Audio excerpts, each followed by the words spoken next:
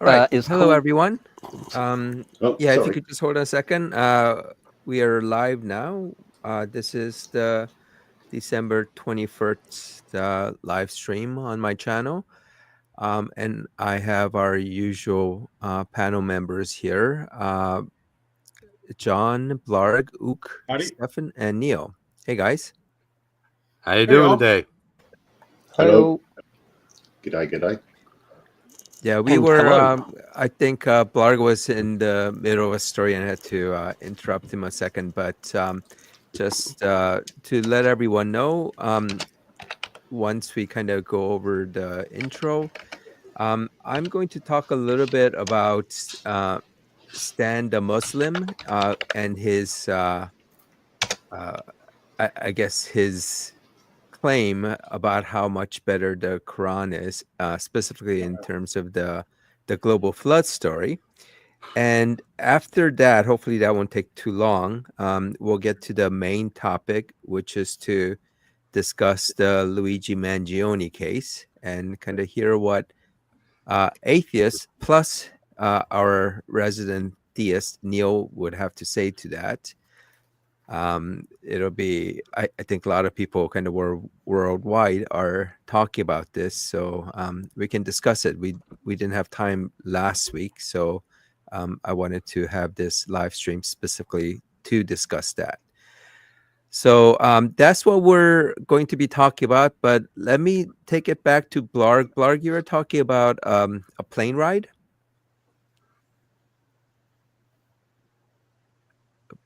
Blarg, you're on mute. I think Ook had a question about what airport. Yeah, sorry. I was just letting people know that a friend of mine and my wife's passed away during the week, and just relating a story that the three of us once hiked up through a part of northwest Nepal, up near the border with Tibet, up in that far end where white people are so rare that we were like the circus had come to town. It was hilarious. All the little kids who were learning English would come running up and say hello, to practice their English with a real Westerner. And yeah, you could see them all getting nudged with their little elbows, and then one would come running over and go hello, and we go namaste, and they'd lose their mind and run away. So yeah.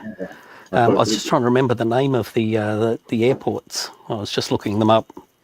An airport that's like goes off one cliff, one side of the mountain top and another. That sort of sounds like a lot of the stuff that I did in New Guinea. Yes, it's very similar to that, indeed. Yeah. So, my condolences about your mate too. Yeah, it was certainly a surprise. We weren't expecting that at all. Yeah. All right, but yeah, airports the bush airports are so funny. I can remember going off one time in the territory. The back wheel of the little Cessna broke when he landed. Oh. And the ingenious of bush mechanics got out a shovel, strapped it to the strut that was remaining from the back wheel, and took off like World War I pilots did. You know, they only had a ski on the back. Yeah. And yeah, took off, no problems. Landed, no problem. Wow.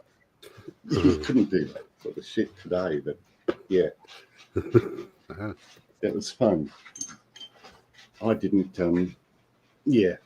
working up there scared me away from anything that doesn't have a jet engine.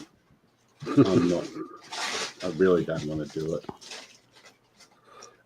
Okay. Yeah, Tulcha's the airport I was referring to. If you look for photos, Talcha. Okay, yeah, my GP's just back from a hike through Nepal, so we'll see if he knows it.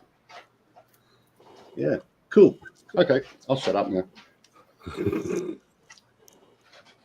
Yep.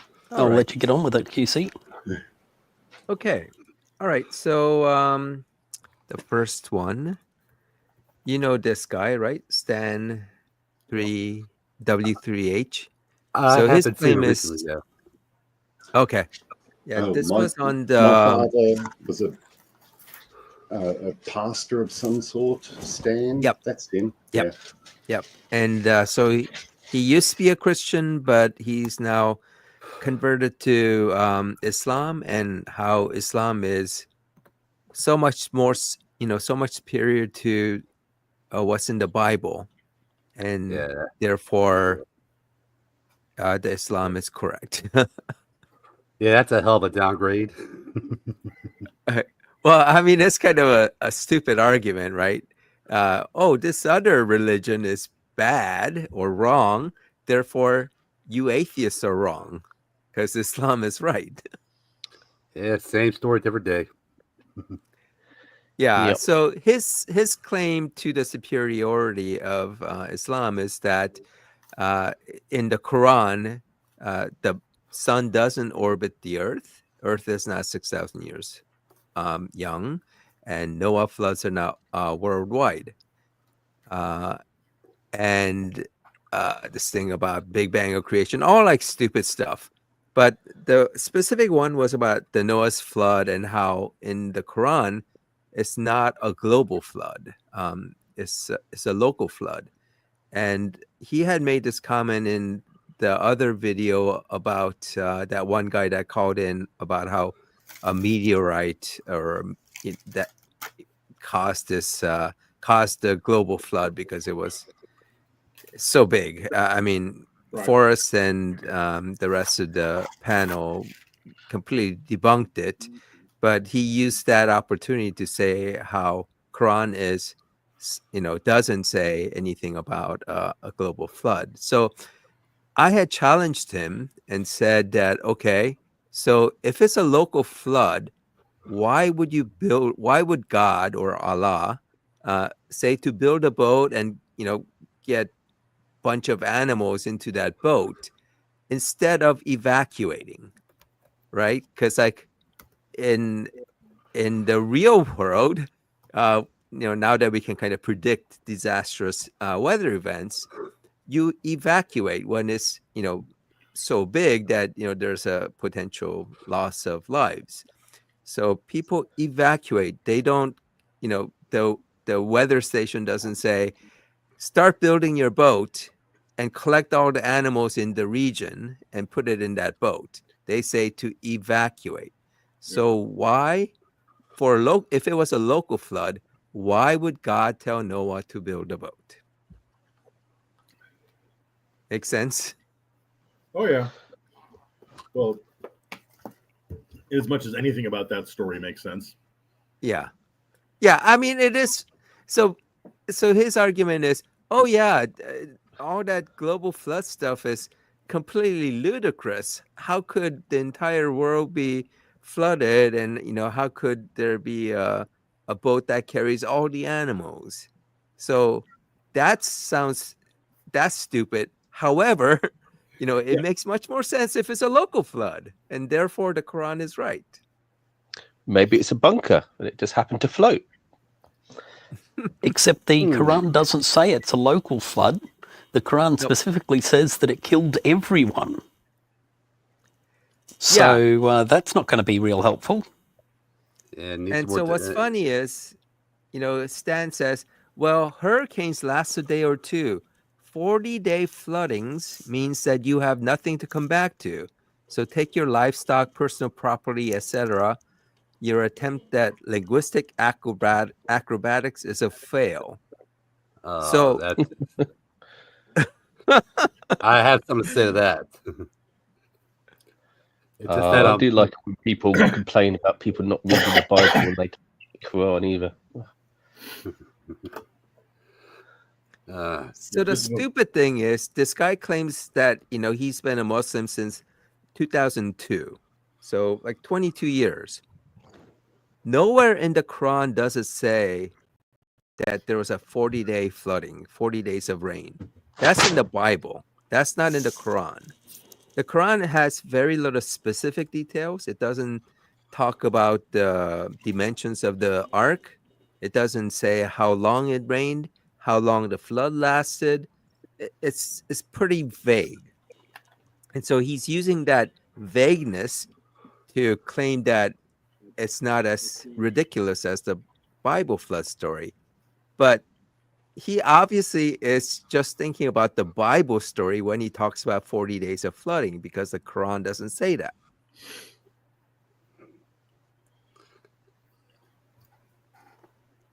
Yeah, the problem with that fella is he doesn't actually know anything that's in. It just keeps repeating stuff that he's been told is in the Quran, and then when you go and have a look at it, it just isn't.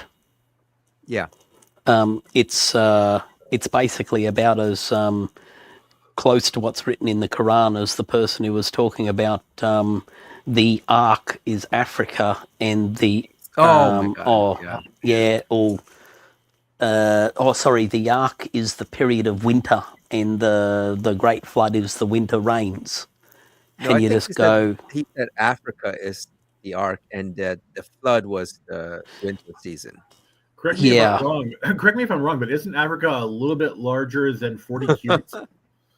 yeah, he also claims that Africa's, it's like that because Africa's the highest continent on the planet. And you Yeah. go, no, it's fourth. It's fourth. Yeah. It's Antarctica, which is enormously tall, mostly because of the ice, and then Asia at 900 and something meters, and then North America at 700 and something meters, and then Africa at 620 odd meters or something. So yeah, he just is wrong about everything all the time. Well, and he claimed that he proved his points because buoyancy, right? And he mentioned other like principles of science as if that actually proves his claims. Yeah. Remember though, he said that Asia is sinking because of all the manufacturing that's occurring. What? Okay. Manufacturing. Good Lord. He's got to be a Poe. He's got to be a Poe. No, he is really as stupid as he sounds, because every time he has something to say, he just demonstrates he hasn't got the faintest idea about anything whatsoever to do with science. There is buoyancy. The continents do rise and sink when you put weight on them. For example, Northern Europe is rising currently, I think, something like a centimetre a year. And that's it floating back to the surface, floating upwards as a result of the retreat of the ice sheets. And the same thing's happening in the area around the Great Lakes in North America as well. It's rising up. But it took 2 kilometers. I think isn't he the one that said the Great Lakes and all these lakes are coming from craters? Yeah, they're caused by meteor impacts.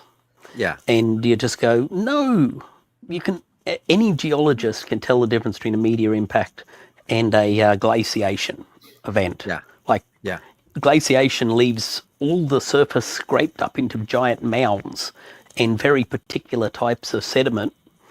Yeah. Whereas asteroid and meteorite impacts leave what's called shocked quartz. And if you pick up a piece of quartz in the thing and have a look at it under your little magnifying glass, you can see it's fracturing through the thing. It's very, very distinct. And it would be obvious as fuck if the Great Lakes were caused. Even the shape of the lakes. Yeah, they've just been gouged out, and they're the shape they are because of the underlying syncline that's there has eroded through the softer material a little bit easier than the harder material, so at either side of the synclines. Yep, and that's how you get the shape. Yeah, just appalling. I just thought he was, if his father was a pastor, more than likely he was homeschooled. 2002 he became a... Well, that's a different... I mean, Stan what Yeah, Larg was different talking about guy. wasn't Stan. Oh, It's a right. different, yeah. Yeah, no, this is the guy who Oh, yep, I was saw going on something about that. meteorites and the winter rains equals the Great Flood. They're both in the same category as Chris Maisie. Yeah. Oh, Mars doesn't exist now. How's he gone to Lord. doesn't exist? Okay. Yeah, and there's more water out in above us than there is below Yes. us. I was about to Surfer? bring that up. Yeah. The whole It's, definition of above, Let's Well, see. he's a flat earther, Water. The sky is blue because of all the water in it. Was that the Yeah, that's the one. Yeah. Boy. a genius? The sky isn't blue. Neither Yeah. is water. The Earth isn't flat. We can see Mars. Yeah, I mean, if there was some firmament where all that water was there, it's gonna be hard to look through, because like even in the ocean, you can't see the sun, after you get not even that deep, but it quickly gets dark because light isn't gonna go through water as it does in air. Yeah. If they just learn to open a science textbook, they understand, but nope. Well, Massey is. He's one of the ones that I'm convinced is just there to rile people up. I don't take him seriously, and I don't think he takes himself seriously. Yeah. Like most trolls. I think he's just making it up half the time. Yeah, exactly. I think he's saying it just to get a reaction out of people because he's contradicted himself. He says really just dumb things that on its face are you don't survive even a moment of logical scrutiny.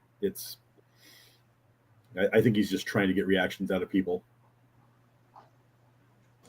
So just to wrap up with Stan yeah. here. So when I talked about how when you have a huge hurricane, you do evacuate, you don't build a boat. And his response is, nah, son, that dog won't hunt.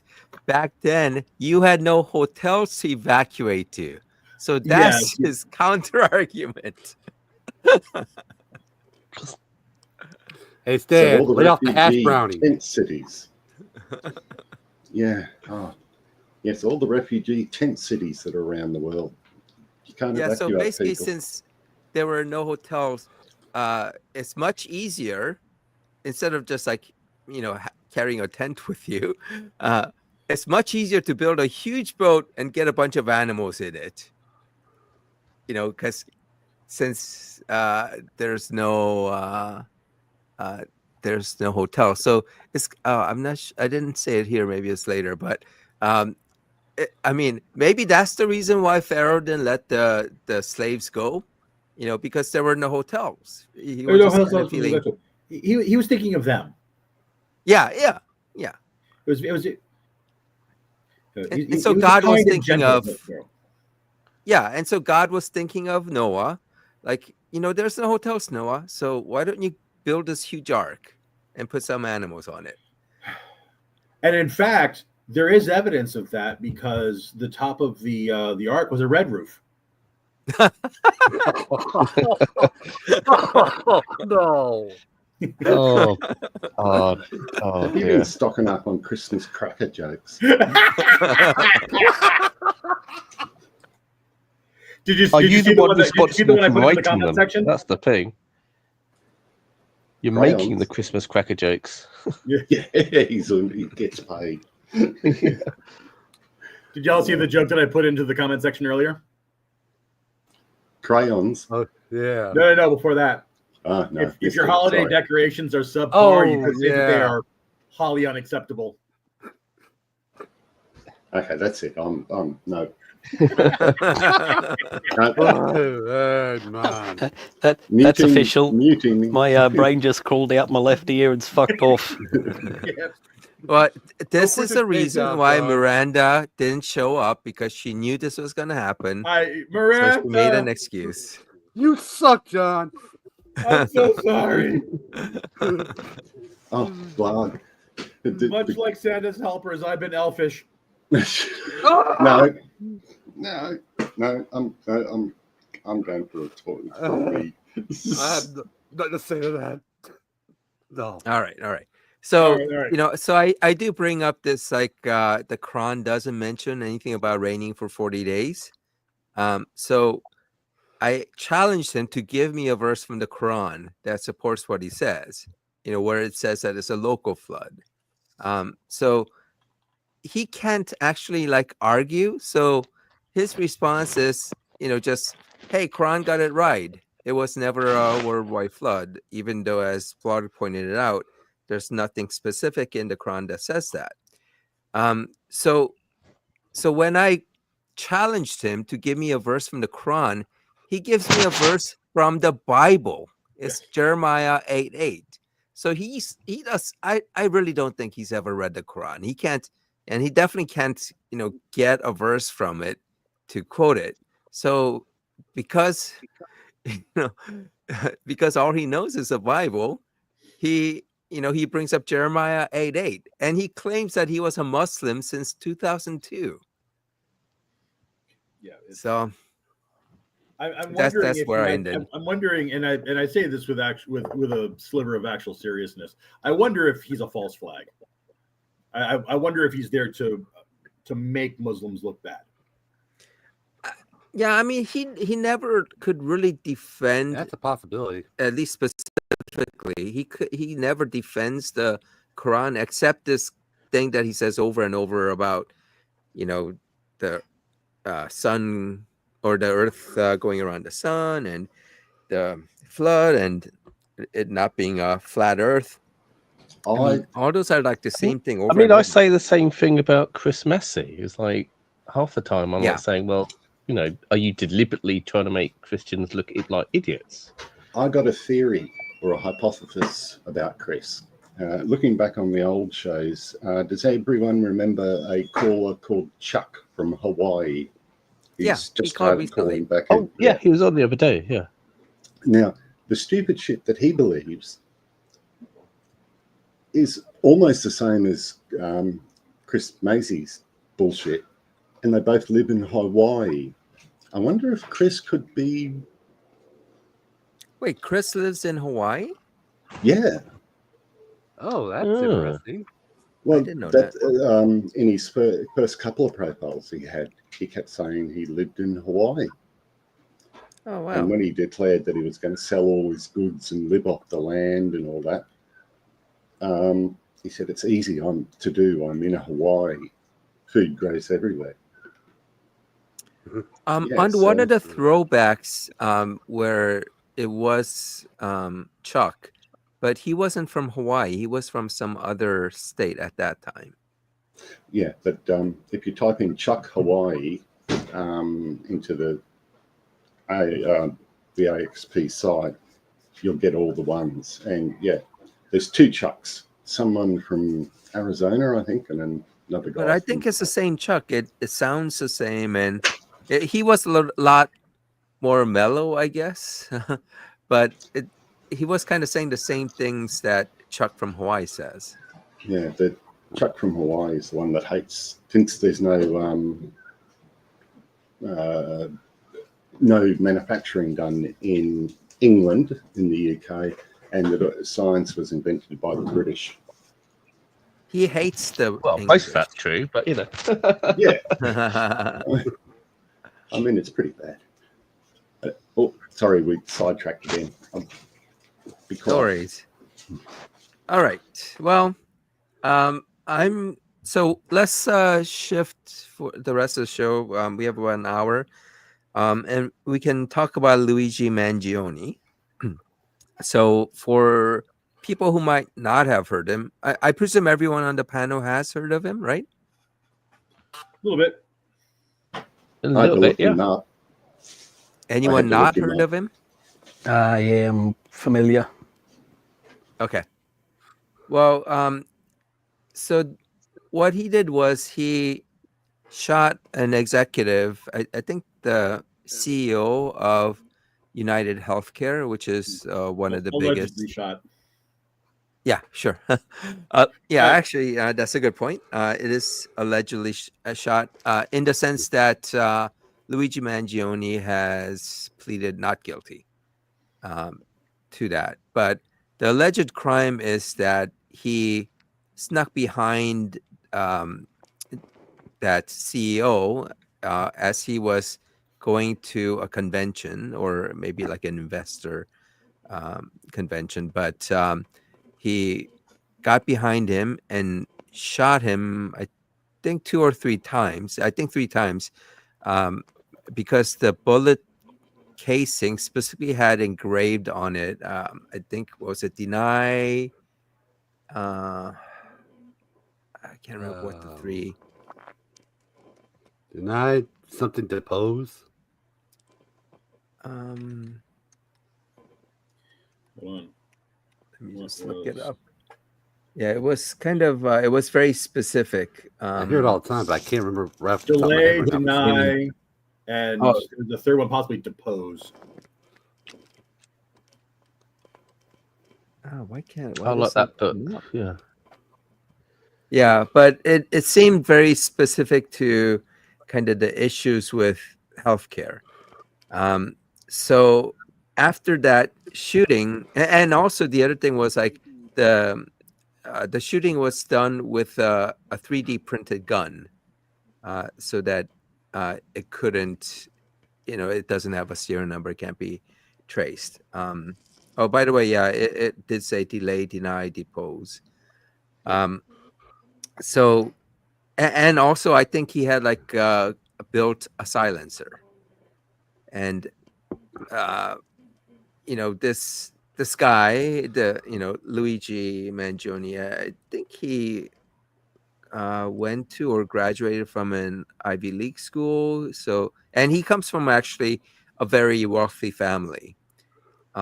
And also United Healthcare said that he wasn't one of their customers. So, he wasn't specifically it doesn't seem like he was targeting United Healthcare because he went through something or not, some issues with healthcare, especially with his money. It wouldn't be a big of an issue as, someone who was more hard up financially. So, so after the shooting, it got a lot of attention.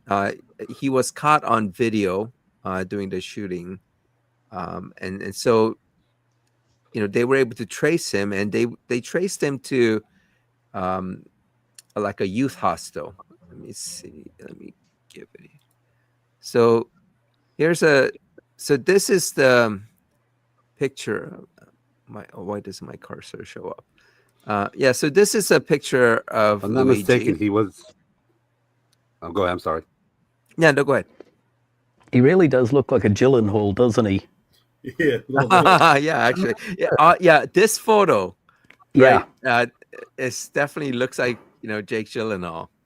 yeah, little brother or his son or something. You could easily be thought that's who it is. Yeah. What's wrong with his back teeth? Oh, I don't know. Yeah, it does look like That's a strange. weird smile right there. It could just be something with the angles. Could be something with the picture. I've noticed. I've been watching a lot of Netflix, and with all the European stuff they had in there, you've got natural teeth. And as soon as you go over to America, it's all veneers and bleached teeth, and they're all the same height. Yeah. Weird. Yeah. I mean, that to me, it looks like the teeth are just veneers on the front not lines. just right. Too small. Yeah. It's like the California nose. Yes. Yes. Spot on. They've all got the same nose because they've all gone to no. the same plastic surgeon. No, it These, was just a photo. Yeah. yeah, I think it was just a photo. Yeah, I think it was just kind of weirdness of the photo. This It's a looks thick looking normal. dude. Yeah. Yeah, so that's one of the things about this case. So, this is going to go to a jury trial, and there's kind of concerns that there could be jury nullification. Where the jurors would actually find him not guilty, and it could be because of his good looks, and he's definitely gotten a lot of attention. And by the way, they caught this picture of him because he was kind of flirting with, I think, with the girl at the front desk. So Yeah, he that was the flashed thing a which seemed a smile. little weird, because the assumption first up is, of course, that he'd be the distraught, Yep. partner or son or somebody of somebody who'd been denied health care and recently died and would be distraught. And then you see him flirting with a staff person. You think, oh, that seems a bit off. Yeah. It sounds almost like it's done for attention. Like he's gone for a target that no one will like, just so everyone can applaud him for doing it. I think that was it. They found was it a 2 or 3 page handwritten manifesto? Like it'd be possibly too far off the mark. Yeah, the idea being that, again, not to condone how he went about doing it, but if he believes strongly enough in the cause, then getting caught would then be a part of his plan, so that he could further bring attention to the cause that he's forwarding. I don't condone how he did it, but so far all of his actions have been wholly, and they've been internally consistent, at least from the vantage point that I have. Sorry, just one question. Is the silencer homemade on the pistol? What was that? The silencer on the pistol. Yeah. Yep. So that was homemade. Okay, well that's silly, because you can go to I think it's close to 25 years mandatory if you make if you own an unlicensed silencer. It's actually you have better. I don't know in the U.S. how that would No. work. I mean, it's the same as it's the same rule applies to a sort of sawn-off shotgun in America. Mhm. It's a federal crime. Yeah, aftermarket modification. Yeah. You got to have a special permit to even own a manufactured silencer. I think they're the kind of things that they're charging him with are going to be more focused on him being being sort of a terrorist, because he isn't just killing someone; he's doing it for a message. Well, I mean, all his actions are consistent with someone who believes in the cause, as John said, and I can sort of sympathise with him if he'd had personal loss from it. But I still, if he did, he's got to be able to be connected personally with health funds, knocking back a claim or something like that. But it's, I suppose if there are fanatics in everything. Yes, I don't think he needs to have personally suffered from the healthcare system to look at something and say this is morally wrong, this is repugnant, and to take action. Now, again, you can start a YouTube channel, you can write your congressperson, you can start a nonprofit. There's all different ways that you can rage against the machine without firing on it. So again, I want to make it clear that how he went about it is not something that I condone. This is a very complex case in the sense of. If we look, Steve. Go ahead, Steve. Steve-O, yeah. No, I'm saying this is a very, to me, it's not complex in the why, but it's complex on the reason why he did it. Like we've been talking about, is this attention grab or is there something else that we don't know about? So I mean, I'm looking at sort of like, yeah, I lost my train of thought. Sorry. yeah, his why he chose that particular target. I'm trying to go behind the psychology because, okay, yep, everyone can sympathise. I've felt like shooting health insurance people and doctors and all that sort of stuff, but only a fantasy. And I'm trying to think whether or not, okay, I want to kill someone. I want to get away with it on the grounds of some sort of weird mental whatever, or throw doubt on, I want people to like me. So I'm going to pick a health. Who does everyone hate and is an easy target? CEO of a US healthcare or insurance And company. the worst US healthcare provider. Yeah.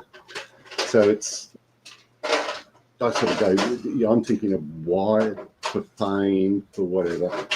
Yeah, maybe I'll have to do 15 years in jail, but maybe he's thinking I'll come out a millionaire because I'll have book signings, I'll be the poster child for oppressed people, that sort of thing. Well, he didn't he didn't really need to worry about money. His grandmother has a $30 million estate that now he's actually might lose out on because she might take him out of the will. By the way, Ook, just to let you know, I've not gotten any subpoenas for my videos where you said stuff. So so far, So far, so good. So far. That's good.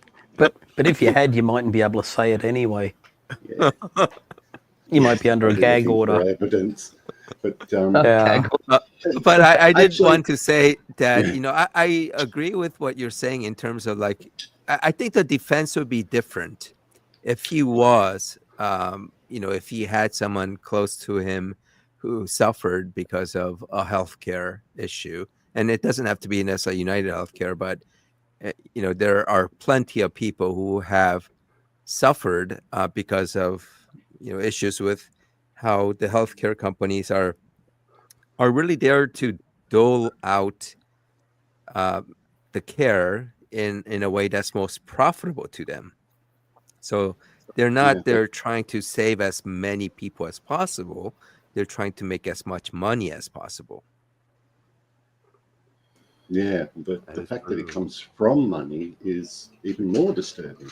Apparently, there was some recent sort of medical stuff in his story. So they were saying he had some significant back pain due to misalignment of some vertebra. Yeah, and they fused a couple of things, but one assumes that was not an issue for him. That was all paid for with no problems. So because we are getting a little bit into the kind of the morality of this, this was supposed to be kind of an atheist plus Neo's take on this. And let me just kind of say, this has nothing to do with atheism, right? It's like, this wouldn't have, there isn't any issues, or we would not feel differently, or we should not feel differently about the morality of this because of atheism, right? It's not coming from atheism, but from our own morality, our own values. And contrary to what some of the trolls say, atheists do have morality, but it's not the same. It's monolithic. So it's our opinions, our viewpoint on this event, not an atheist saying that this is what all atheists should feel or should think. Well, so is theirs.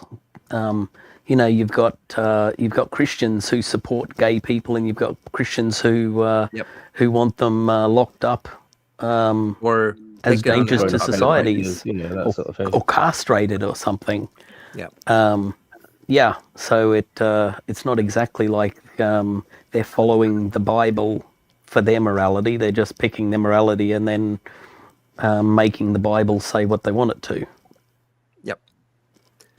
Yeah. So I mean, I don't condemn a lot of vigilante actions, but this one where it's actually injuring someone and taking the life, yeah, no, you can't be a vigilante on that particular score.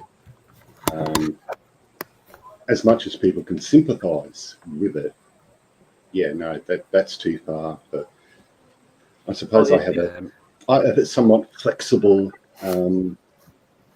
moral code, but there are lines you don't cross, and severe injuring someone for life or killing someone is a line you don't cross. Let the courts take that. Well, so let's take it this way. So I know some Christians kind of look at abortionists, they'll say abortionists, but abortion clinics or people who, commit or, in the terminated pregnancy, Perform. perform abortion. So they'll say that those people are killing the baby. They'll say it's babies. So if these anti abortion people truly believe that,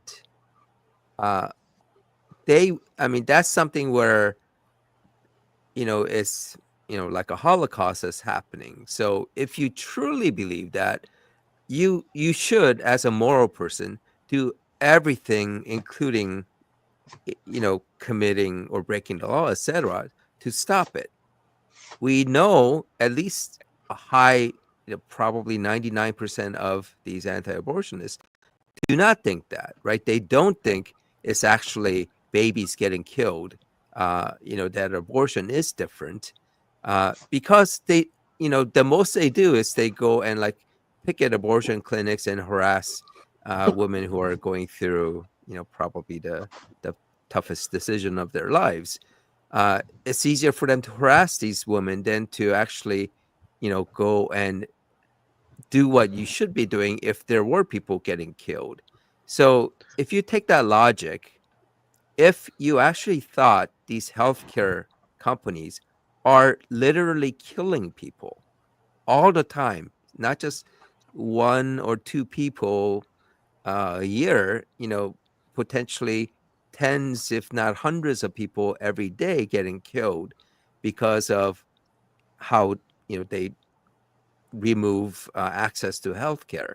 So if you actually did think that, and let's say that Luigi did think that way, would that justify him killing Thompson, the CEO, because no other avenues are available for him to, get to these to the healthcare companies?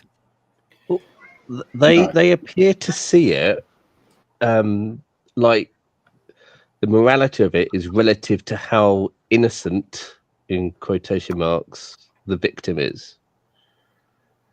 So, they see that killing a baby, for example, would be worse than killing Hitler.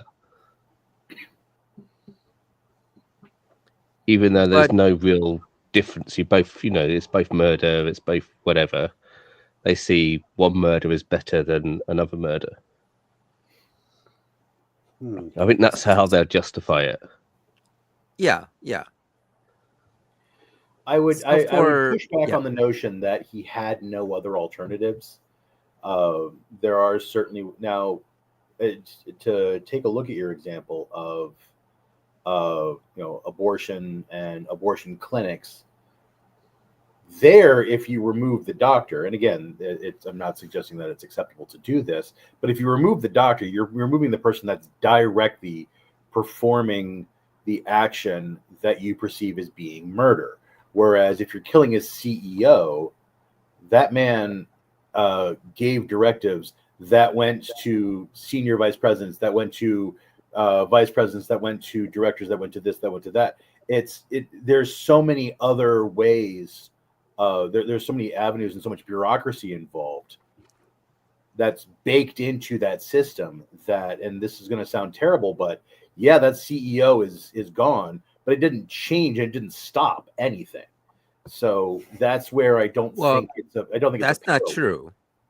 So, like Blue Cross Blue Shield was going to reduce the amount of anesthetics that they were going to cover. So if you were in a surgery, oh yeah, that's right. Yeah, and you went a little bit too long, or the surgeons had to spend a little extra time to make sure that everything is okay. And according to the healthcare company, or Blue Cross Blue Shield, it was extra amount of anesthesia. They're going to, charge you potentially like thousands of dollars that they wouldn't cover. And they were going to do that. But after this, they changed their mind. They changed their position. But then do you want to live just think about how many people that potentially saved?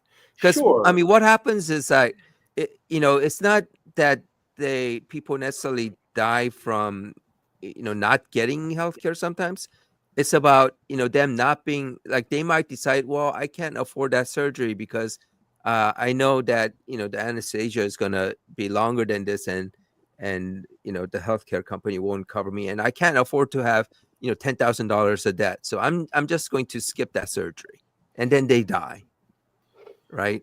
Yeah, there's the consequentialism there, which I understand the through line that you're painting, and I don't even necessarily disagree with how you're portraying it. But what I'm saying is that to have as morally acceptable the idea that someone can just, because of a held conviction of wrongdoing, that you can just walk up to somebody and shoot them without due process. That's the part that I have concerns about with how Luigi went about doing this, allegedly. I understand what you're saying, John. If we have ways of doing it without having to go to violence, because if we start becoming vigilantes over every slight, it's just going to lead to anarchy, because then everybody's just going to take matters in their own hands. Chaos. We do have a system, where however flawed it is, to try to keep that from happening. So are you going to arrest the Batman? Ooh. Depends. That's a good one. Depends. He could probably, because he's a billionaire, he could pay for all the damage he's done, and as long as he hasn't killed anyone. Yeah. Well, for Batman, that is the big red line. He's not going to kill it. The thing in this case is, not only doesn't appear that the CEO committed any crimes, he was also legally obliged to behave the way he did. That US law that requires that for-profit companies maximize profit. Yeah, he had a responsibility to the shareholder. Yeah, he had a fiduciary responsibility to maximize the profits of his company, and denying healthcare is part of that for a health company. It's like cigarette companies selling more cigarettes. They have a fiduciary responsibility to sell as many cigarettes as they possibly can, regardless of the fact that it kills people. What if you are a guard at Auschwitz? Oh, they're just doing their duty. Yeah. I mean, so then what you're discussing there is more of a systemic issue. Yeah. Whereas it's the systems themselves that lead to these undesirable outcomes. So how do you unwind the systems? There's a reason why CEOs on average score extremely high on psychopathy. Yeah. Because they're required, what they're required to do means that they're the right people for the job.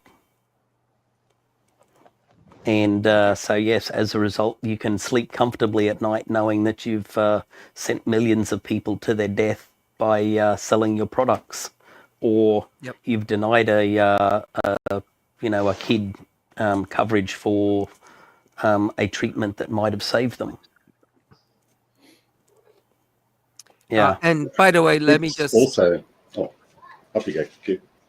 Oh yeah, let me just say that I'm playing, unless it's not obvious to everyone, I'm playing the devil's advocate. Sure. Personally, Of course. it is, I think, morally wrong that he killed someone, regardless of whether that person is, implicitly or explicitly guilty of killing others or hurting others, etc. It was still a cold-blooded murder, and morally that's wrong. And he, regardless of what happens in the legal system, he's morally culpable for ending someone's life. So I'll shoot you. for me, I think that's it, just from a moral point of view. Yeah, there's a certain line you don't cross, and you got to make that distinction. And as Blythe said, the sociopaths, psychopaths in CEO positions and everything, it's also why almost 99% of all the world's elite armed forces actually seek out people with sociopathic tendencies because they can turn their empathy off and on and compartmentalize stuff. It doesn't generally cause a lot of problems for them in their life. Well, they don't really have the empathy to start with. You can learn It's it. just, well, you can behave like you do, but yes, you still don't understand. yes, if you don't have it, you never do. It's like explaining what red is like to a person who's never seen color. You just go, they can intellectually understand that it's like a different texture, but to actually understand it, it's not possible. But you can learn to mimic it and actually live your life according to empathetic guidelines and all that sort of stuff. So it's because in this case, getting paid millions in bonuses to not do it, not to empathize. That's the thing about paid stuff is you can't. Yeah, taking a life unless your life is in danger or a loved one, really, I'm not really down with that. Why not just kneecap the guy? Not the Irish way either. Just hit him in the legs with a baseball bat or something. No one needs a Black and Decker power take a knee. taken through their knees. Okay, remember, I have not yet received a subpoena for my death. I have no idea. I have only read about the correct Irish way of kneecapping people. Let me make that clear. We're quite familiar in the UK with the process. That's why for decades Ireland led the world in knee reconstructions. Yeah. True Remind fact. me not to go to Ireland. Yeah. Army doctors training. Yeah. Just if you just want to look IRA kneecapping, how did they do it? It's incredibly horrible, but also, made. Without that, we wouldn't have the fantastic knee. I wouldn't be walking. The fantastic knee reconstruction surgery. Well, there was some silver lining to that, then. Yeah. Oop. Sorry. Yeah, speaking of consequentialism. It does make it ironic for my dad with his 2 knee replacements, and he was one of their targets for quite a while. That's why I went to kneecapping. It's sort of, It's not the... Well, it's a better alternative than going all the way. Yes. So let's talk a little bit about what Saiboob's comment was in terms of what you do when the government that's supposed to protect you from, these companies and the behavior of those companies are in the pocket of said companies. What's the next step? So I think that's definitely valid. It's not a coincidence that large majority of the people in like Congress and other places are, they're multimillionaires, and now we have billionaires in the cabinet. Apparently, electing a businessman who's actually bad at business may not be good for the country, but who am I to say to complain the results of a fair democratic election? But yes, I mean, these companies are spending a lot of money to buy the politicians, quote unquote, buy. And a lot of it is kind of has been exacerbated with the what is it, that Supreme Court case that basically allowed unlimited contribution by companies. Citizens United. Yeah, Citizens United. I was like thinking it's United, but am I just like, is it because we were talking about United Healthcare? But yeah, that Citizens United case is probably one of the most destructive in terms of our government. And no, we don't have an ombudsman, or actually not really.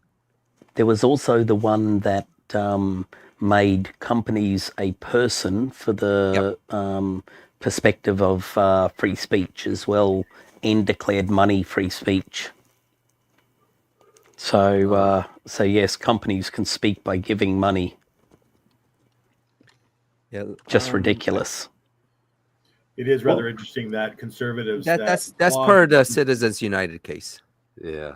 It's interesting that conservatives that applaud the idea that companies are people because you can buy and sell a company. So you're advocating for the ability to buy and sell a person. That is. Well, it's specific to free speech, though. Interesting. I think you meant that metaphorically. Companies shouldn't have any free speech. People in companies should have free speech. Companies are companies. They're made up of people. They're not a person. It's ridiculous. Actually, there's been some recent some changes or proposed changes in the laws in Australia to cap how much contributions and make it even more transparent where money is coming from for in political campaigns in Australia, and it comes as a result of what we've been seeing happen in America. Yeah, we get the same. It's a really good step.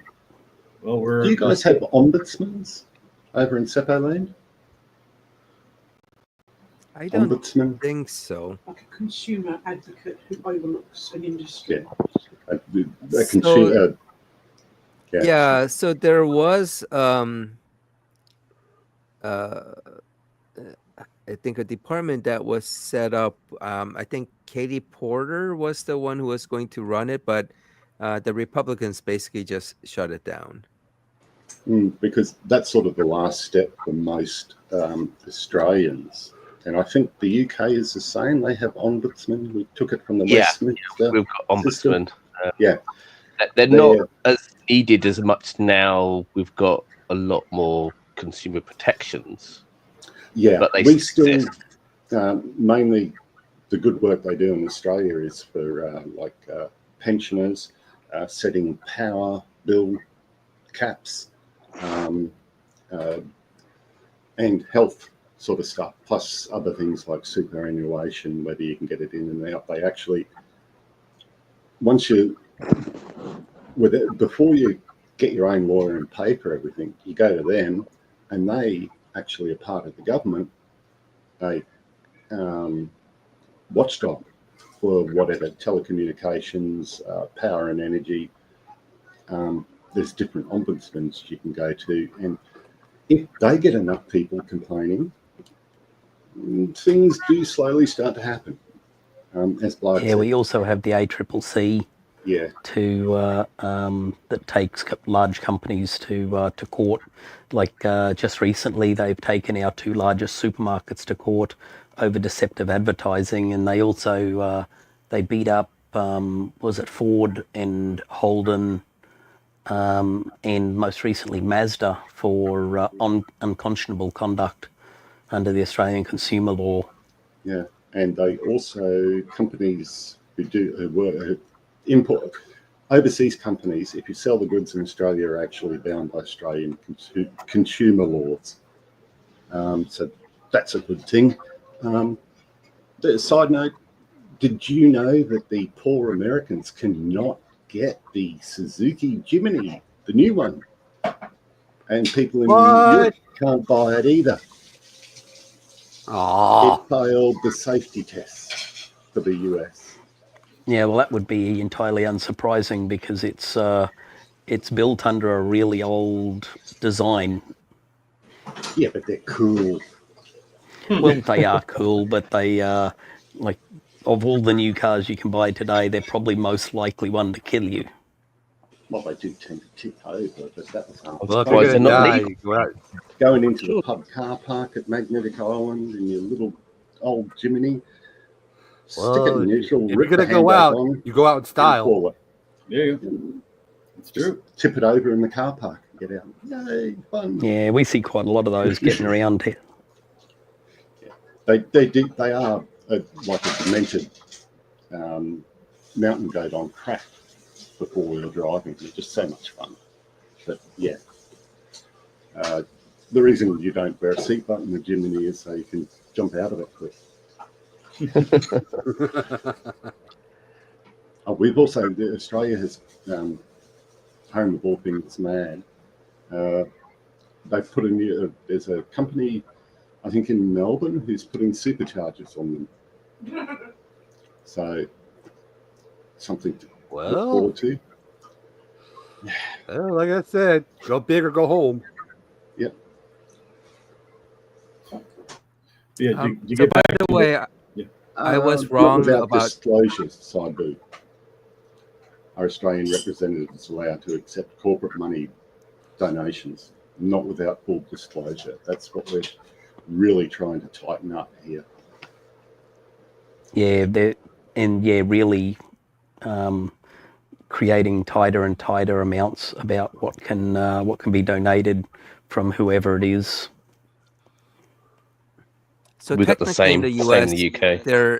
there is supposed to be disclosure, especially like campaign money, but there are definitely ways around it. You just hide the list.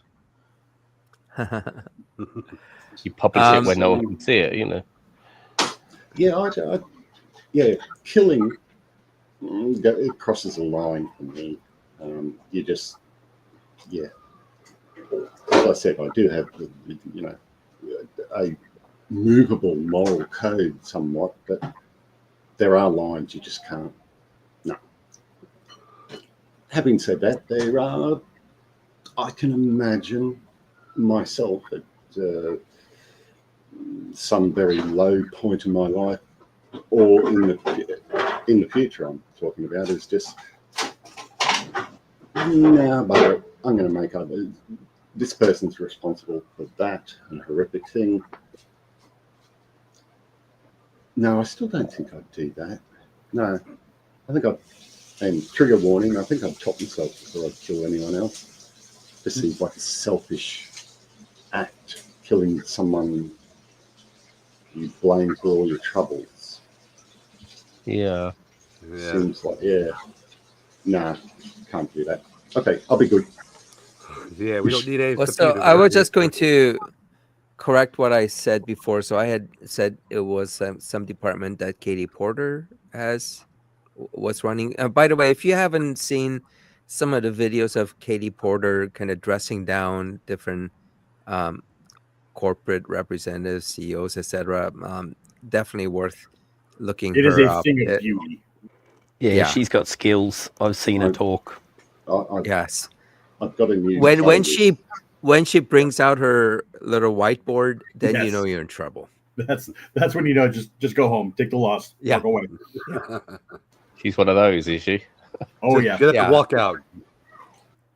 Yeah, it's she's a representative, but yeah, she's really great, and potentially she could run for president. Well, she can't. She's too well liked. What's Yeah, the exactly. what's the age limit now? 35? 35. minimum. 35. Okay. Yeah, you have to be at least 35 years old, and you have to have lived in the United States for a minimum of 14 consecutive years. And you have to have been born a citizen. Yeah, but Yeah. That's only for president. Yes. Yep. Right. Yep. You can be born outside the US and hold. You can be born outside of the U.S. You just need as to long as your parents be are American born citizens. a citizen. Yeah. Oh, okay. Fair enough. Yeah, because that was the issue with what's his name, the Obama. senator from Texas. Cruz. Yeah, Cruz. Oh, yeah. I think he was actually born in Canada. He was. Or something. Yeah, but definitely outside of the U.S. But I think at least one of the parents, you got to be. Your parents have to be at least American citizen to have American citizenship, and I think his father was American. I think. Yeah. So you can't be a naturalized citizen. You have to have been born a citizen. But yeah, anyway, that consumer department wasn't run by Porter, but it was run by another, I think firebrand, a woman firebrand of Elizabeth Warren. So it's the Consumer Financial Protection Bureau. Yeah. Yes. Warren's another one of the really good ones. Yep. She's another one where potentially she could be a president. Except, I think the only issue is that the United States people aren't going to vote for a woman as a president, as we saw twice. I think the US is probably 2 decades away from having a woman as president. Yeah. Realistically. Yeah. Well, at least. so keep in mind. Unless a Maggie Thatcher turns up. So Hillary got the popular votes. A lot of people do forget that. So it was an issue of quirky math in terms of how the electoral college system works that allowed Trump to win that first term when Hillary ran against him, and Harris came within about 4 million votes of beating Trump on the popular vote this time around. Which is a smaller margin of victory for Trump than Biden's margin of victory against Trump when those two ran. So Harris was a more popular candidate this time around than Trump was when he ran against Biden. Now, the fact that 12 million people didn't vote for the Democrat this time, as opposed to who voted in the last cycle, is telling. But I think it's more of a dissatisfaction against the status quo of the DNC than it is necessarily about Harris. A lot of the polling that we've been seeing on why people didn't vote for her is more issue-based rather than the fact that it was a woman. Now, there may have been some misogyny in there, but I think the data seems to be more supporting the idea that the DNC has not been doing the soul searching that it needs to be doing to keep and maintain its working class roots. That was the underpinning of the blue wall that should have been what stopped Trump this time around. Sorry, well, I went into my poli-sci wonkiness. I'm sorry. It's all right. Well, I think the misogyny is that in those, the blue wall states, that not enough of the men, especially the Hispanic men, voted for Harris. Yeah, and unfortunately, women also do tend to undercut each other a little bit more than men do. It's a fairly known sort of phenomenon, which is just a real shame. I mean, I think that's an interesting thought experiment. I think if America had a president like Maggie Thatcher with the same politics in real life. She's not a Sarah Palin or anything like that. I think the US might vote for someone like that. It's It a would be considered possibility. left wing for them. Yeah, but can you imagine the Republicans putting a female candidate up? No, Ooh. No. not No. for 20 years. Yeah, a couple of decades. Oh, I don't know. Maggie was. You might be able to pull a few out special. of the basket, but Surprise. She was saved by the Falklands War. That's what saved Maggie's Oh yeah, premiership in the UK. Isn't it funny let's how start a wars war. tend to do that? Yep. Remember George Bush and Junior, yeah. 9/11? oh yeah, he was really popular after that. Did great for him. Yeah, but then all of a sudden, when we start the war, he was the most popular thing we ever had. For one point, it seemed like. But then when the war started to die down, and then more of the what was going on behind the scenes was coming out. Yeah, Yeah, both Bushes benefited that's from true. That is true. military actions in the Middle East. Here's a slightly ridiculous fact about those wars. America is really tight on security and not, keeping a heap of what's happening quiet. Australia is actually worse because a lot of the times the information that we were getting during the Afghan war was coming via American sources. They weren't allowed to come via Australian sources. The Australian reporters couldn't report on anything, so they had to just pick up what the American reporters were reporting and then say that. It's absolutely ridiculous. Yeah, but it's actually it's part of the Australian military when the SAS or the commandos go in. They actually it's We have something similar in the UK. security. Yes, Neil would know about the security involved with SAS and the Royal Commandos and that sort of thing. It's sort of ingrained into the military ethos, and no Australian government or UK government, for that matter, really like to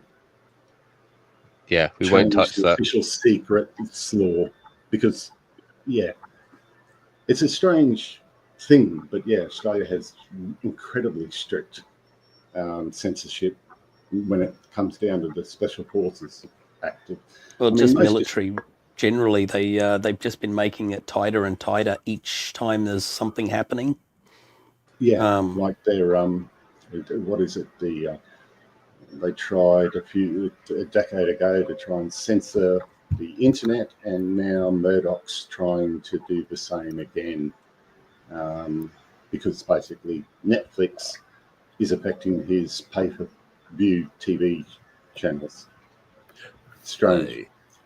But the Official Secrets Act in Australia and the UK is very, very similar, and it's something. It's a weird culture thing. I'm not sure why. Maybe it's a remnant of World War II, but a lot of Australians don't even know what is about the SAS involvement in the Indonesian incident or crisis, and it's only by talking to guys who actually went over there and did the wet work that they would have had to keep. They're still keeping that quiet. It's, we're only now finding out about all the stuff in Kenya. Yeah, that basically our government allowed to happen. All the burning of official documents and all this stuff, covering up what all the atrocities that had happened. It's mental. The Official Secrets Act limitations, they can actually, once they start to get close to being public, they can actually put them back on for another 20, 30 years. It's what's that? In the Strange. public interest, I think it's called something like that. Whether it's Whether it is or not. The war crimes that the Australian SAS were involved in recently, I'm surprised it came out as quick as it did. But yeah, they were just too blatant about it. Oh, whistleblower. Yeah, spent 3 years in jail for telling that, you know, one of the initiations was you've got to kill someone in front of all of us and capture them, take them away. You've got to kill a prisoner. Yeah. So it's What weird. was the name of that big prick who had all the military things and is probably a psychopath? Yeah. I can't remember. I just know a lot about the SAS because I worked with a lot of guys who are ex-that. And yeah, well, that was him as well. He was SAS. She must be a Bates.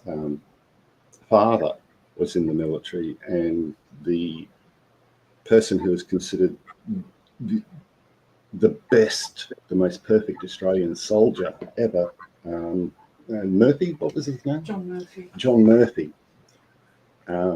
Best mates with her father. So, yeah. He's my godfather. Godfather, even. Ooh. So, yeah,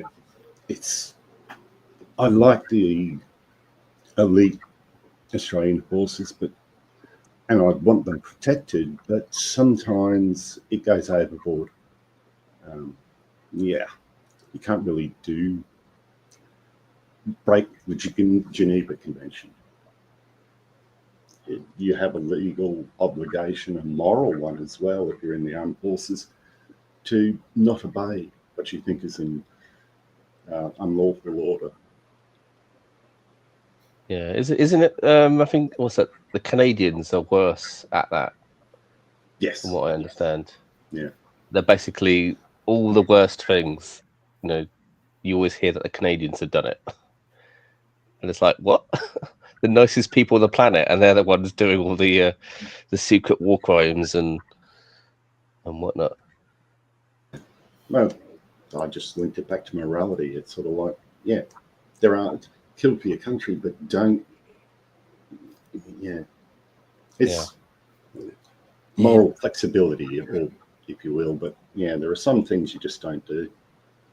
Yeah, Ben Roberts Smith is the That's guy. Smith. Yeah, he won the Victoria Cross, which is, I think, the highest medal you can get in Australia for service. In the Commonwealth.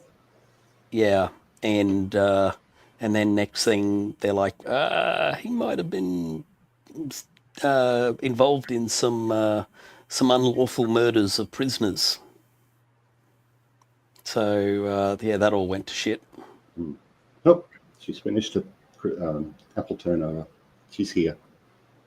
Play nice. Anyway, back to the that was a good nice little sidetrack. Sorry, back to the back to Luigi.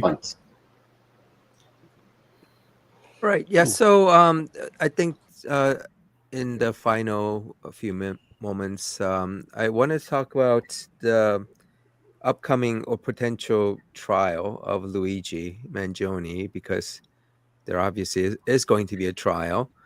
And I think the interest in this is going to, spike again once the trial starts. But right now, the issue is with the jury selection, like we were talking about earlier, about him, his, being conventionally good looking is actually, could actually cause someone to get into the jury in order to kind of torpedo the case for the prosecutor by, saying, by getting everyone to find him not guilty. So I found something that was kind of funny. This I don't know if you ever heard of Sarah Cooper, but she got very famous when she did a lip sync of Donald Trump saying some stupid things. Oh, no. I think it was the one about. That's not familiar. Yeah, it's about how Trump was talking about how you can kill the COVID virus with bleach and sunlight. So the way she did it was just hilarious, and she became very viral. And so she had a little video short about the jury selection. So let me just play that. Hopefully I won't get copyright stricken by this. So hopefully it won't take too long. To the stand, juror number 56. Please state your name. My name is Ashley Morgan Handelbaum, and I am a 362436. Ashley, please only answer the questions I ask, okay? Where do you work? I work at Burger King, where we don't snitch. Do you have any special needs that you would... So do you know what she meant when she said where we don't snitch? Because it was a McDonald's employee that snitched him out. Yes. Yeah. Yes. Yeah. Is that employee going to get paid? Wasn't there a reward or information leading to Yeah, the there event? was one. Yeah, there was a reward. I don't know if it was an employee or like a patron who, had the employee call. So not sure how that's going to go. But yeah, so he was like eating at McDonald's, and someone at McDonald's, maybe the employee, snitched on him, and the police came and started talking to him and arrested him there. So go to Burger King where they don't snitch. Where we don't snitch. All right, hold on. That was funny. Better food anyway. require to serve on this jury. I might need like a towel because I don't want to slip off my seat. Oh, All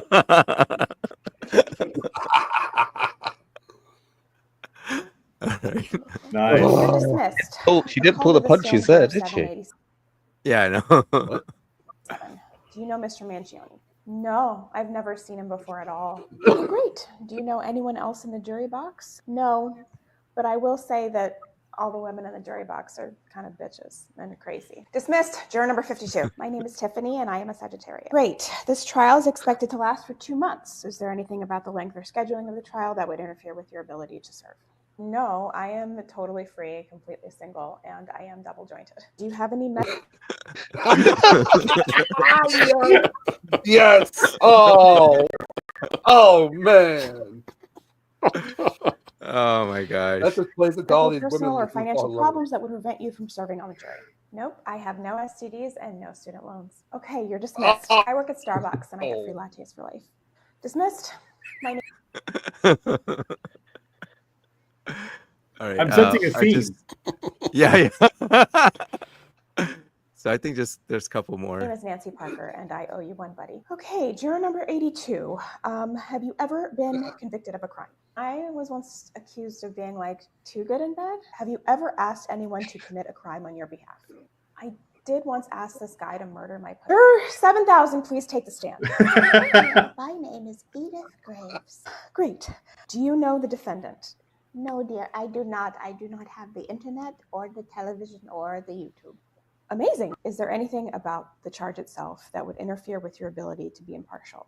Not at all, dear. I've always been told I have a fair judge of character. Amazing. Okay. Any idea where this is gonna go? Oh no. All right. I just want to see how it plays out. Here comes the punchline. Okay, well, one last question. A defendant in a criminal case has the absolute right to remain silent and not testify. If a defendant chooses not to testify, the jury is prohibited from drawing any negative conclusions from that choice. Would you have any difficulty in following these principles? Oh no, not at all. Great. Well, Judge, I think I like the silent type because I'm a screamer. Oh God!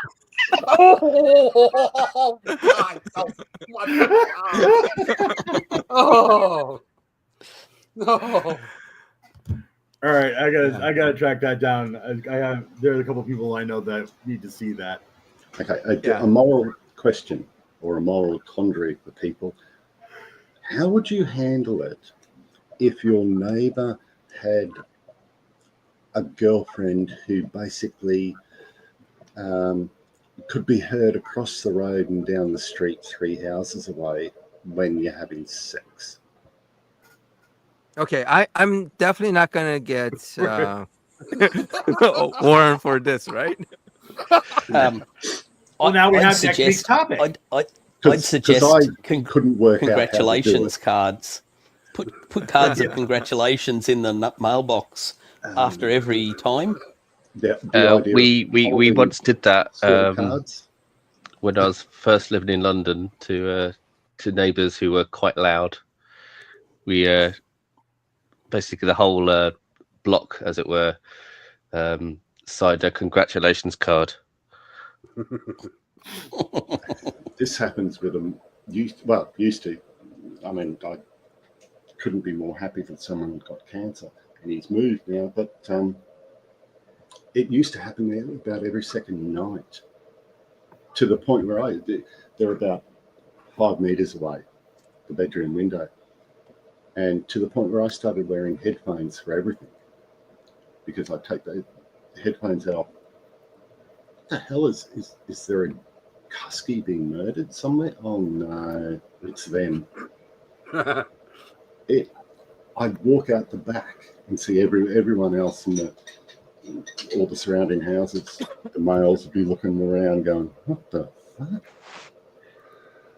And yeah, I couldn't work out how to broach the subject, apart from a gift box of moisturizer. Ball gag. Yeah, we couldn't work out how to handle it. But yeah, as I said, I've never been happy for anyone to have a cancer, but I'm glad he got it. Okay, I have another video on this. So this is a tennis match. Whoops. Situation.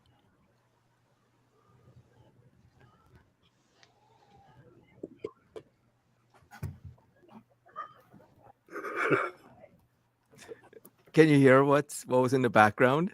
No, I couldn't hear it from my end. Yeah, it's hard to. Oh, actually, let me try this. That's what happened. Okay. Step 1 deficit situation.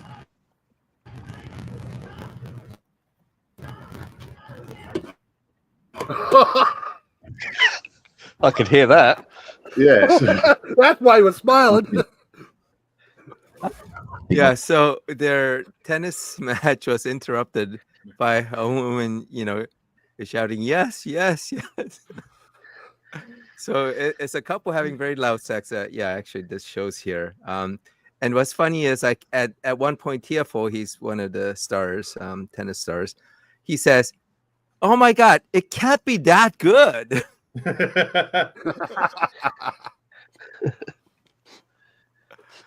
Yes, I just reminded of that. By the way, in both instances, somebody's making a racket playing with balls. Come on, John.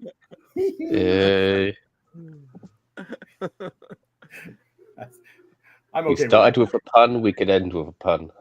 There we go.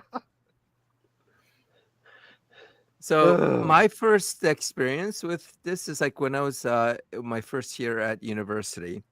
I heard a sound of it sounded like someone in distress, and it was kind of late at night, and I was like trying to figure out what is going on, and when I was on a co-ed floor, so when I opened the door at some point, this guy leaves the dorm of two women who are next to me, and he's leaving, and the woman that was obviously having sex with him, like, sort of looked at me a little bit embarrassed.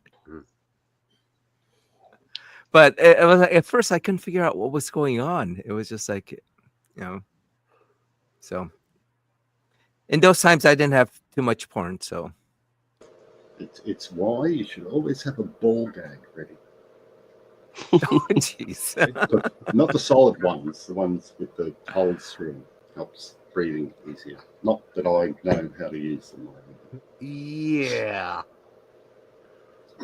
Yeah, well, maybe we'll find out how that went next week as well, AQC. Whether you got a subpoena about that one.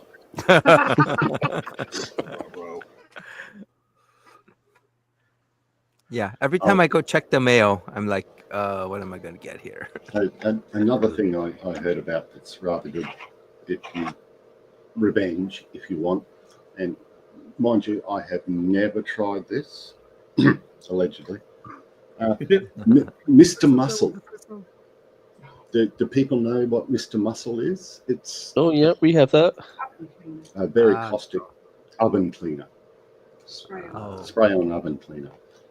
Let's just say if you spray it onto any cars, onto any painted surface, it's the best paint remover bar none. I mean, it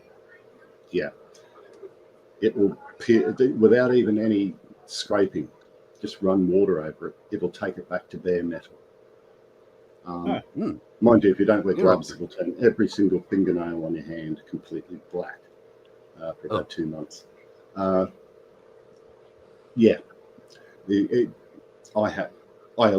heard about someone who saw someone who did something wrong to them, and they hadn't been able to physically contact this person, so saw him at the shopping centre, went in, told mum to wait, grabbed a can of muscle. They grabbed a can of Mr. Muscle oven cleaner and went looking for the guy's utility vehicle, very distinctive, and just walked up the side of it and around just below hip height,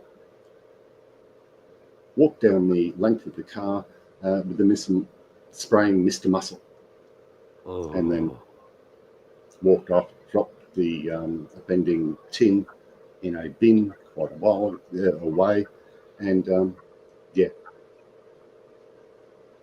just if you want an extra arsenal of revenge, that's a good tool, apparently.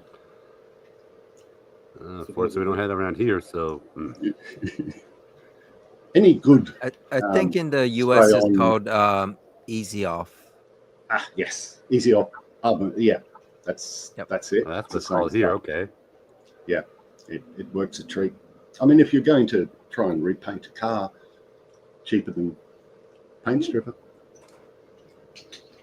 Allegedly. It's probably not good for the metal, not just for the paint. Yeah, you got to get it on. You can spray it on stuff that has a ceramic coating, and it's all right. Anything other than that, yeah, it's going to cause problems. Yeah, I think it's probably like sodium hydroxide. Yeah, you can just buy that stuff pure. It's just drain it cleaner. Come in a spray can. It's true. Fun. You can write your name and allegedly write your name, or you're a tosser across someone's bonnet. Sorry, that's hood for the Americans. I wouldn't do it in the hood. I'd do it in the back and just let everybody watch from behind. The other fun thing I've seen, I haven't seen someone do, but I've seen a photo of someone who's had it done to them, is write something like that in sunscreen on the back of someone who's gone to sleep on the beach. Wow. So yeah, they end up all red except for this very well written something in sunscreen across them. That's why Rule 6, I think, of going to a party is he who passes out gets what they deserve. Wouldn't work. By the way, I'm sure on a Cybertruck it won't do anything, because on a Cybertruck you can throw a bowling ball at the window and it won't crack, right? That's true. That's true. In fact, there's a video of that online. Yeah, cracking both windows. The thing, but they're stainless steel Cybertrucks. Just a badly designed, dumb truck. An 80s designed futuristic. It's the DeLorean of the 2000s. Yeah, it's No, come on. The DeLorean looks much better. Yeah, probably. From my understanding, they're both a bit shit. There's something about making cars out of stainless steel that they don't bother with the rest of the vehicle. Oh, was the DeLorean made out of stainless steel? Yeah. Oh yeah. Oh, I didn't know Yeah, that. that was why. Interesting. Yeah, that was it. DeLorean was famously a stainless steel, unpainted vehicle as well. Yeah, Oh, okay. it's allegedly why he chose it as a time travel vehicle. Yeah, the only color that you could get a DeLorean in was Doc Brown. Ah. Oh, come on, John.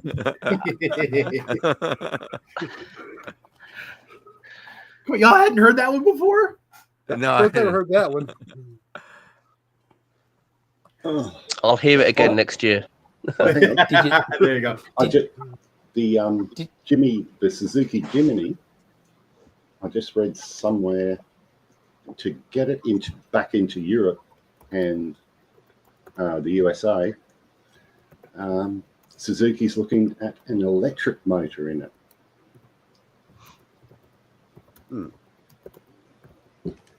That might be about the best electric four-wheel drive I can envisage, as long as they keep the weight still down. Actually, If any, what were they called? Suzuki Samurai in America. That was a new version of them, so people, Masato mates, can know what we're talking about. A Suzuki Samurai. There we are. For some reason, that reminded me. Just recently, I saw a fully mechanical, cog-driven, infinitely variable transmission. So you've got the continuously variable transmissions, the CVTs that are run on belts that are a bit shit. Centrifugal clutch that they use in some. Well, in this case, it's fully cog-driven. Ooh. It's only driven by cogs, and is infinitely variable from 0 up to its top speed, which means it wouldn't require a clutch either. I was talking to a guy who used to design motor vehicles in India, so he's got all the credentials, and I put to him, a perfect hybrid would be a small rotary motor in a hybrid car to charge the batteries. And he went, Mazda has that. But a smaller, it maybe shrink the size down. And he went, that's exactly what's in the new one. Is it? Yeah, it's exactly what Mazda has in their new hybrid. What's it, the MX-30? Oh, I'll have to have a look. All right, thanks for that. Because, it has a little tiny wankle in it. And everyone wants a tiny wankle. Yeah. It also has an amazing ability that no wankle can do, which is to vary the valve timing with that, because it retards or advances the wankle by using the generator that it's attached to. Because you used to have twin distributors and coils, then you could get electronic ignition. Didn't know about the variable. Sorry, people. Blag and I, engineering geek. No doubt. Yeah. We need to have like a car talk. Yeah, I was gonna say, I'm taking over the rest of the show. I'm so lost right now. I am not a gearhead, so I can't even keep up with y'all at all. I'm not really a gearhead either. I just like the engineering behind things. Yeah, check out a channel called Driving for Answers. That guy is cool. Excellent. Okay. All right, back to the normally scheduled show. Well, so, Neo, you said you wanted to maybe like for the next one, or was it? Were you talking about this one when you said you wanted to kind of have an episode where we talk about your beliefs? At some point, yeah. Whenever people want to, or ask me questions, or and I get my views on various of the less vocal trolls, shall we say. Yeah, because it's the way I see it. There are some religious and spiritual beliefs that I don't actually see as harmful or even detrimental to society because they don't basically impose anything on anyone else. Well, it's so I the think we can impositions. talk about that. We're past the mark. So, so do you want to have that discussion next week? I'm down with that. What date is next week? That's the 28th. 28th. Yeah, no, I can do that. That's fine. All right. Yeah, then Definitely. let's. I'm down for that, and I'm pretty sure Crystal will too. Be here. Cool. Not speak, but yeah. So I can put that on the agenda. But just to respond to what Sidebook put in, is Sarah Cooper. So apparently she used to be like a big TikTok star. But she kind of rose to fame with her short on Donald Trump. And I put the link to the video in the comments, but I'll post it again. This is the video of the short that I showed. So you can go there and go to her channel. I think you can. I'm not sure that particular video, the one that got her viral, is still on her channel. But I think if you do a search for Sarah Cooper Trump, you're gonna get links to the original video. It sounds like a lot of TikTokers recently have been moving over to YouTube because TikTok in the US is gonna go away. So the other person that I would recommend is she was on with what is that guy does that was recently hosting on the AXB? Is it deconstruction something? I can't remember now. Let me see if I can find it. Why don't I have? Oh yeah, the deconstruction zone. I'll share this. he's really good. Yeah, I mean, it's amazing how he essentially just takes down Christians and their hate about verses. TikTok is while they're doing their shows, they have to yell out, say thank you to all the super chats all the time. Yeah, I don't know. Is that like a specific TikTok thing? Because he does this a lot. And you also can't mention the word, apparently, fentanyl.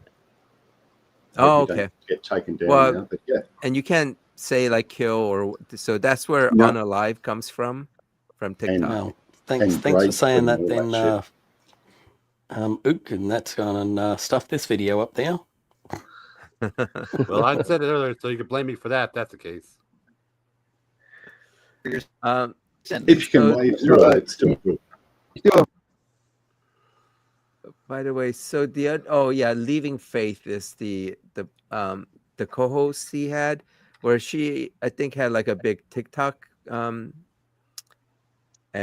but it's gonna go away, so she's moving to YouTube. So I would why did it do that?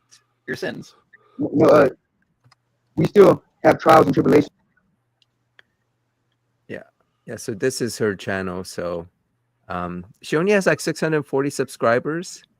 So I would recommend subscribing to her and Deconstruction Zone if you haven't. I'll gonna pop you. I've been doing it for the last fortnight. A list of baby apologist channels and other weird theists that you might want to go through and have a day of swapping, weird things or channels we found on the net. I'll send you that list by the end of today, Q, for you. Okay. next week I can post that up during our live stream, Yeah. so that people can see those. Cool. Okay. You can I'm pop them shutting in up. the comments, just of the video. Yeah. Because Also, QC doesn't block the block video or block links. Yeah. Yep. But, I'll do both. All right. Nick, signing off for the week. Sounds good. Brilliant. All right. So we're going to end it here. Thanks everyone for joining me once again, and thanks to all of you in the live chats. And for next week, we will talk to Neil and get his input on his beliefs, and we can kind of question him on what exactly his belief is and why he believes that. So that's it for everyone. I look forward to seeing you guys next week, and as always, I'll see you in the comments. Cheers, guys. Bye.